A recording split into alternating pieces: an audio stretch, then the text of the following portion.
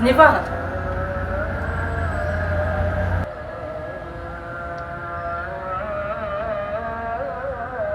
Bonjour les amis, nous voici à Istanbul.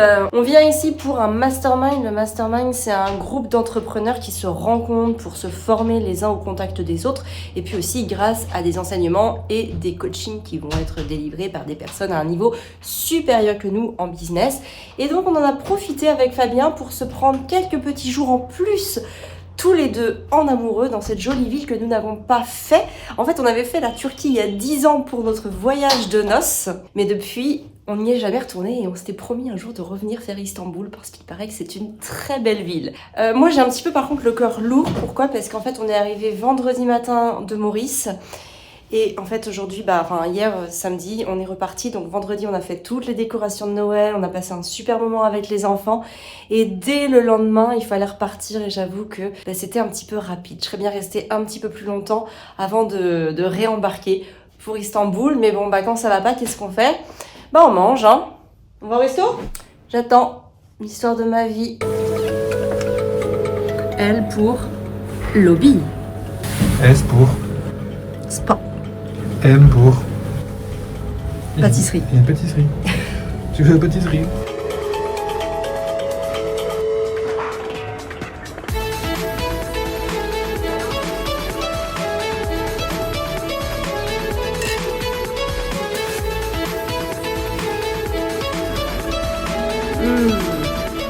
Elle est bonne. Elle est très bonne. Elle est bien épicée.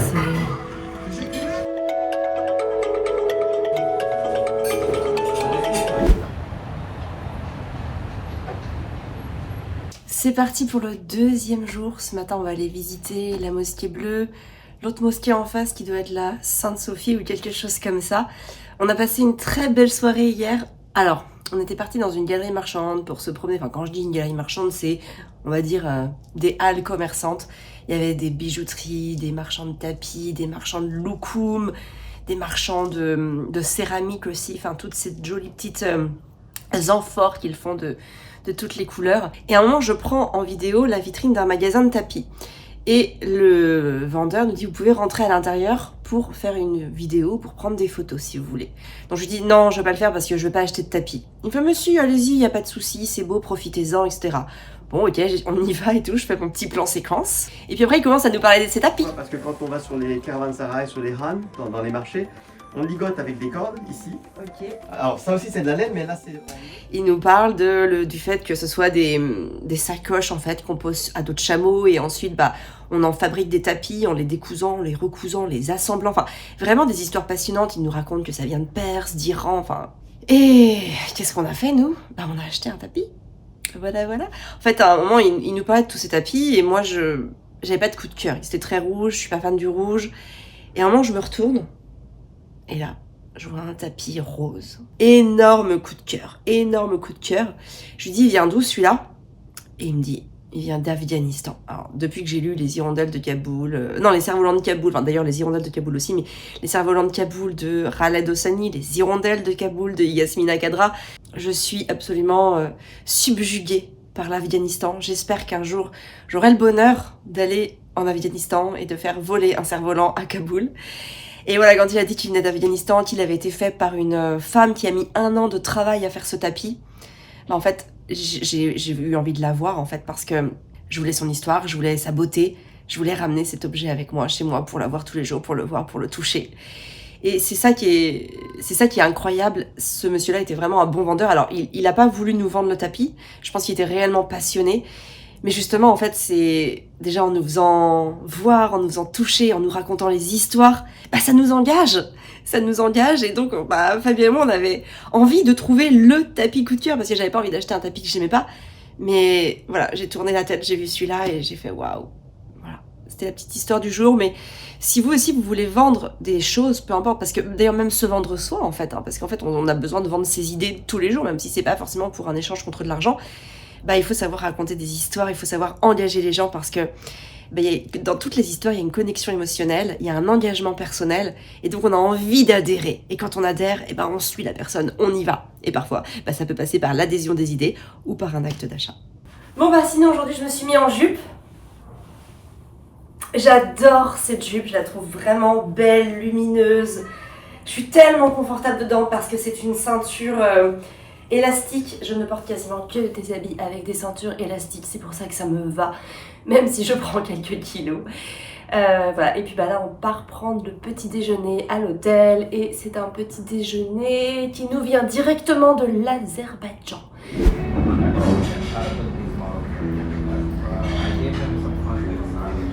C'est magnifique.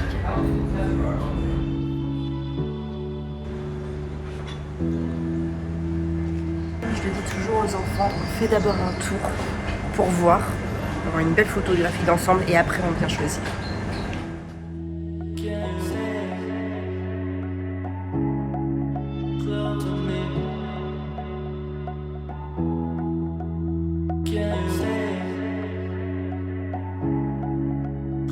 Les amis, notre assistante intelligence artificielle nous a fait le parcours du jour à Istanbul. On va commencer par l'hippodrome de Constantinople, on va enchaîner avec la mosquée bleue, le palais de Topkapi et nous finirons la journée au Grand Bazar.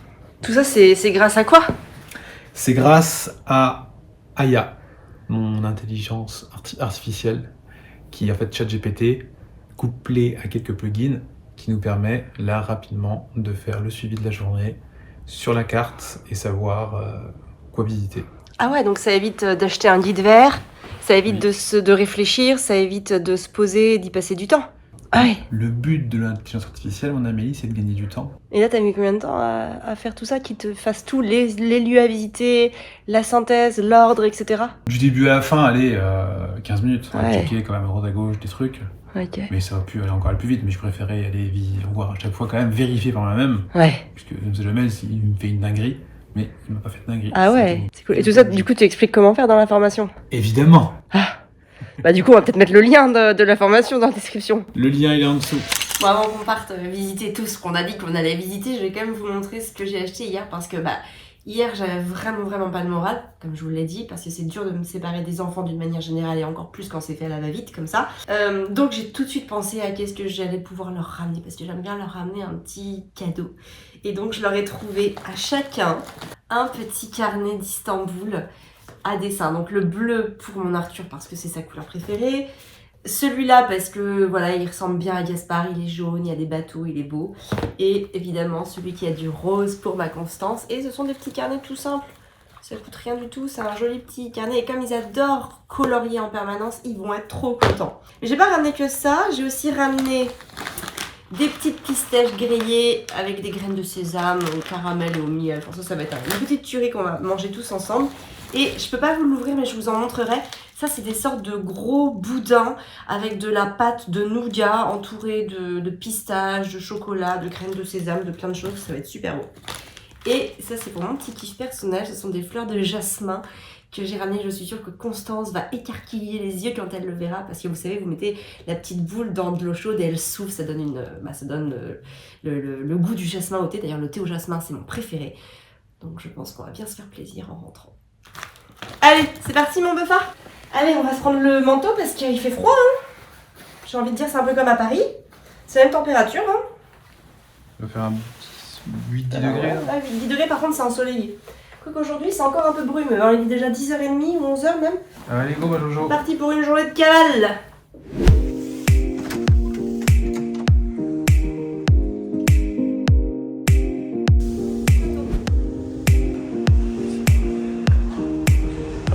Ici, on ne peut pas faire le sport ensemble.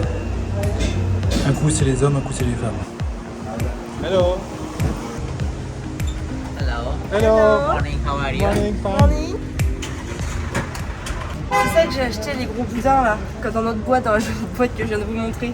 Et je crois que c'est des baklava. Je regarde baklava ce que c'est. Est-ce que c'est ça? Est-ce que c'est ça? Baklava? Dites-le moi en commentaire si vous savez. Bon, je vous le dirai tout à l'heure, mais il y a de grandes chances que ça s'appelle des baklava.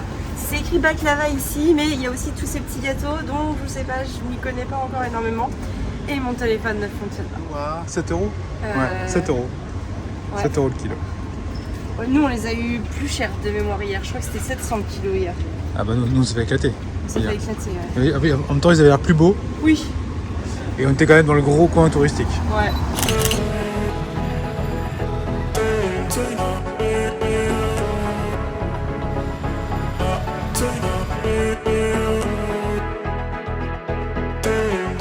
est dans la mosquée bleue. Elle s'appelle comme ça parce qu'il y a beaucoup de céramique avec du bleu dedans, ce qui est vraiment magnifique. Elle a été construite entre 1609 et 1616, donc sous le règne de quel roi en France? Allez-y, vous l'avez, vous savez, Louis XIII.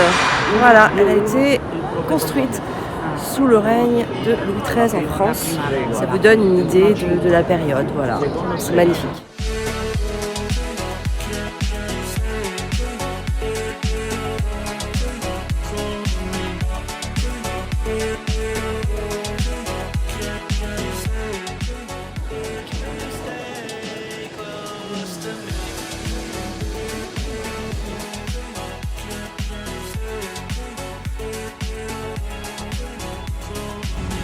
Bon, qu'est-ce que t'as acheté, mon Amel?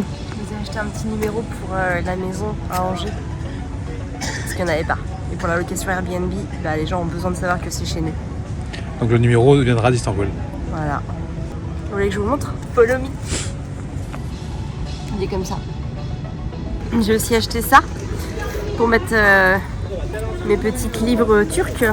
Voilà, parce que à l'intérieur de mon sac à main, j'ai déjà des euros, des roupies mauriciennes. Je suis à court de petites besaces pour mes deniers. Et après, l'idée, c'est qu'en plus, tu peux en faire des stacks à élastique, à bijoux, voilà, pour ranger du boui-boui. Et en plus, c'est beau.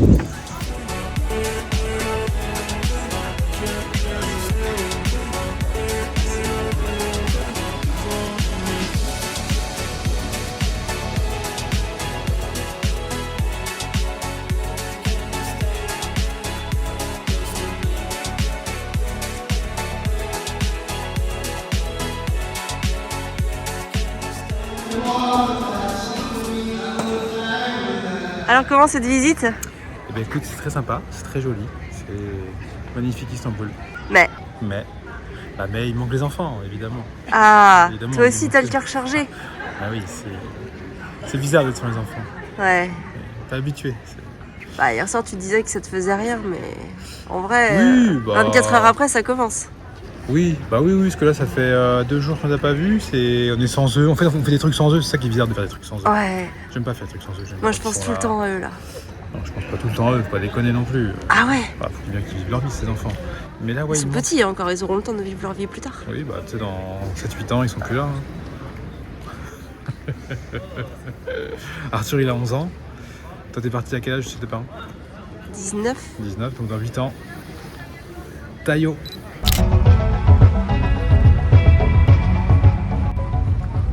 Tu veux pêcher? Non, je mange pas de poisson moi. Ah merde. Je veux pas pêcher pour le plaisir de blesser un animal. Ah d'accord, en fait tu dis que les pêcheurs c'est des tueurs quoi. Ah bah oui, Ah d'accord, comme les chasseurs. ok. T'es anti-chasse, t'es anti-pêche? Non?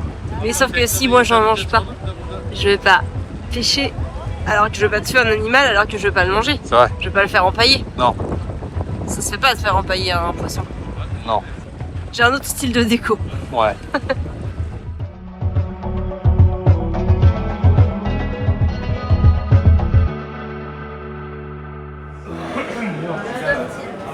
Would you like to smell? Yes? Of course. It's the best. Yes. You know why?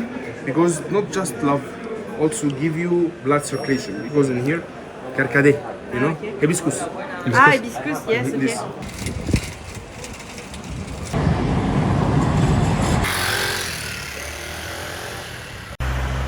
Pourquoi tu t'arrêtes en chemin? Pas pour faire un petit plan vidéo mon Amel.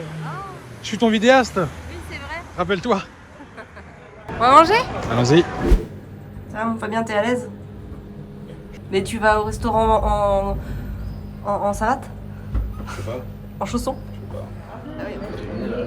T'as faim mon Amel? Ouais, j'ai faim. T'as moi avec tout ce qu'on a mangé ce matin, j'ai pas.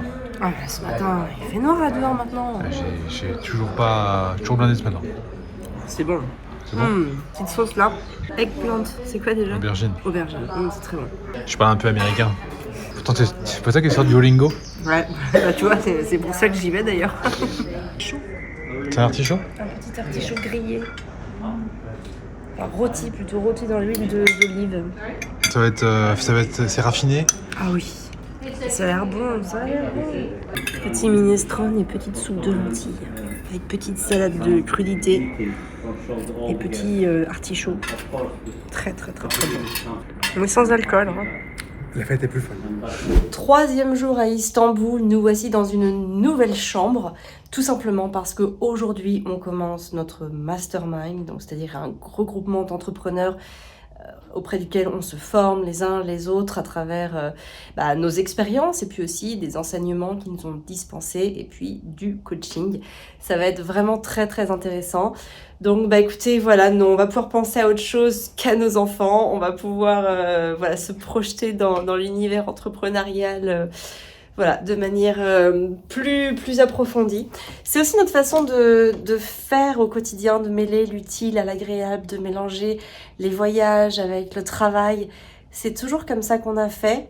Ça nous épanouit énormément parce que pour nous, travailler n'est pas une contrainte. Travailler est une passion, est une raison de se lever le matin aussi. Notamment parce que j'ai vraiment l'impression de faire du bien aux autres et d'aider les autres à travers tous ces conseils que je donne, que je dispense, toutes ces mamans que je forme à cette éducation alternative, différente en tout cas, positive, appelez-la comme vous voulez. C'est une belle façon d'envisager la vie parce que, en tout cas moi, ça m'épanouit énormément. Ça m'empêche pas de faire des erreurs, ça m'empêche pas que mes enfants aussi se mettent parfois à hurler, à crier, à pleurer, c'est normal, ils sont des enfants. Tout est une question de posture et d'écoute, de dialogue, de communication. Et voilà, je pense que je serai nourrie pendant des années, et peut-être même jusqu'à la fin par ce travail qui me porte et qui me fait grandir. Voilà, en tout cas, je vous souhaite un très joyeux Noël parce que vous allez voir cette vidéo vraiment au moment de Noël. Et moi, je vous retrouve dès la semaine prochaine dans un nouveau vlog. Je vous embrasse, prenez bien soin de vous et de vos rêves pour prendre soin de vos enfants.